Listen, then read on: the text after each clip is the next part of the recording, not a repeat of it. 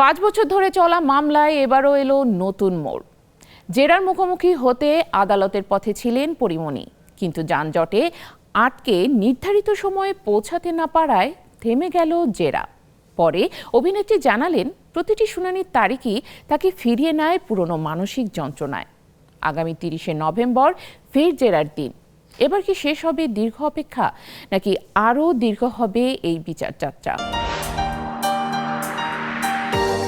5 বছর পেরিয়ে গেছে, তবুও শেষ হয়নি সেই আলোচিত মামলা। বরং প্রতিবার আদালতের তারিখ এলেই যেন পুরনো সেই ঘটনাগুলো নতুন করে সামনে আসে। এবারও জেরার মুখোমুখি হওয়ার কথা ছিল চিত্রনায়িকা পরিমণির, কিন্তু আদালতে যাওয়ার পথেই যানজটে আটকে গেলেন তিনি। ফলে নির্ধারিত সময়ে আদালতে পৌঁছতে না পারায় রোববার আর হয়নি তার জেরা। আগামী 30শে নভেম্বর পরবর্তী জেরার দিন ধার্য করেছেন ঢাকার নারী ও শিশু নির্যাতন দমন ট্রাইব্যুনাল 9 এর বিচারক শাহাদাত হোসেন ভুইয়া। পরে আদালত প্রাঙ্গণে সাংবাদিকদের মুখোমুখি হয়ে নিজের কষ্টের কথা জানান পরিমণি।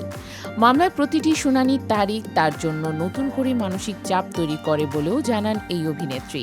পরিমণির ভাষায়, মামলার তারিখগুলো সামনে এলে পুরনো ঘটনাগুলো আরও মনে পড়ে যায়। সেই স্মৃতি তাকে মানসিকভাবে বিপর্যস্ত করে।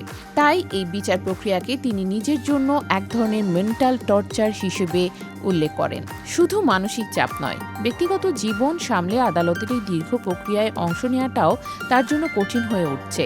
সন্তানদের সময় দেয়া, পারিবারিক নানা দায়িত্ব সামলানোর পাশাপাশি আদালতের চাপ নিতে হচ্ছে বলে জানান তিনি। পরিমণির একটাই চাওয়া, যত দ্রুত সম্ভব জেরা শেষ হোক, মামলার একটি সুরাহা হোক এবং আদালতের রায় আসুক। তিনি বলেন, 5 বছর ধরে আদালতে অপেক্ষা করছেন, এখন আর এই হ্যাসেল নিতে চান না। তবে এদিন জেরা না হওয়ার পেছনে ছিল সম্পূর্ণ ভিন্ন কারণ।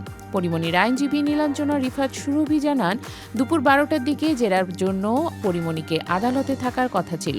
যানজটের কারণে নির্ধারিত সময় তিনি পৌঁছাতে পারেননি। এর মধ্যে অন্যান্য মামলার শুনানি শেষ হয়ে আসামিরাও চলে যান। পরে আদালত জেরার নতুন তারিখ নির্ধারণ করেন।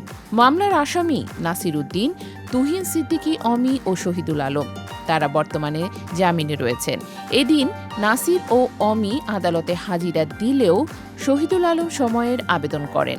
ঘটনার সূত্রপাত 2021 সালের 8 জুন সাভারের বিরুলিয়া তুরাগ নদীর তীরে বোট ক্লাবে হেনস্থার শিকার হওয়ার অভিযোগ করেন পরিমণি। কয়েকদিন পর ধর্ষণ চেষ্টা, হত্যা চেষ্টা ও মারধরের অভিযোগে সাভার মডেল থানায় মামলা করেন তিনি। 2022 সালের 29শে নভেম্বর মামলার সাক্ষ্য দেয়া শুরু করেন পরিমণি, কিন্তু এত বছর পরও শেষ হয়নি তার সাক্ষ্য ও জেরা।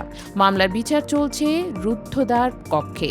এখন সবার চোখ আগামী 30শে নভেম্বরের দিকে।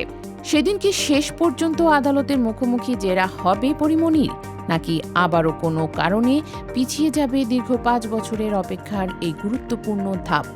উত্তর মিলবে সেদিনই।